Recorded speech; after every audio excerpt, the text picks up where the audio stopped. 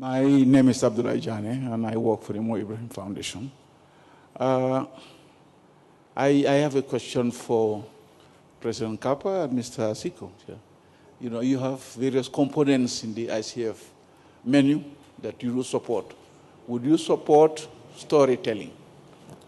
Would you support storytelling, a component which would help Africa tell its story? Yeah. Because sometimes it's not cheap doing these things. You go on, but let us see to what extent ICF would be willing to do this, to help governments or have your own program yourself, where ICF goes to BBC, ICF goes to CNN, just to explain what is happening, your experience in Africa, your good experiences and so on.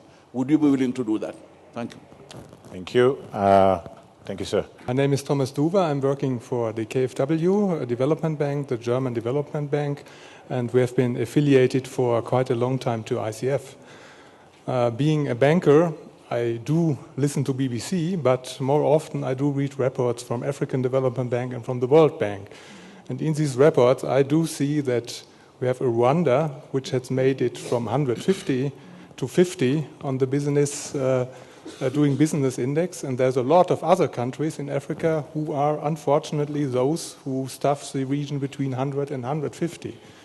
And I see from the experience as ICF that we know very concrete measures to do something for the business climate. My question to the panel would be, what are you directing it to a particular person? I think I'm looking at President Mkapa. Sure. We know now what the things are which should be done from the experience from ICF. What can we do to really broaden it, to bring it to other countries in Africa, and to assure also a sufficient funding for the next years to come? Thank you. Thank you very much. I'll start with President Mkapa.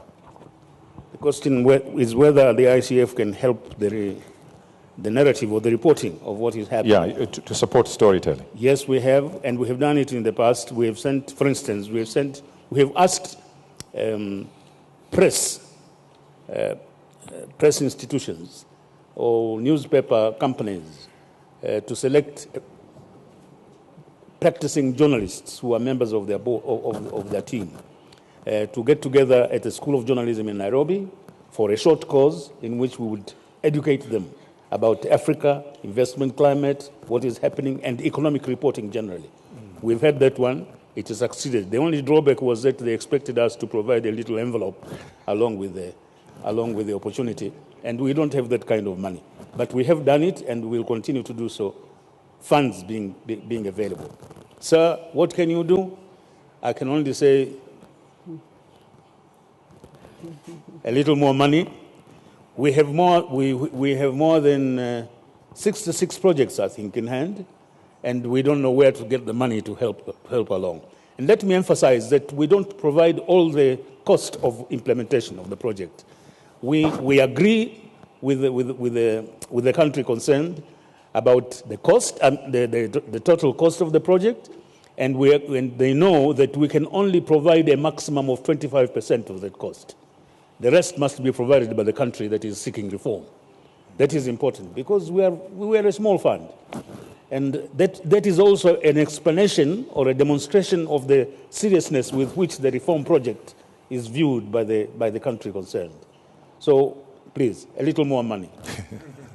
He's a banker. I hope he's listening. Yes, I know, but it will not be the first time they've come to us. Thank you. Thank you very much. Thank you, Mr. President.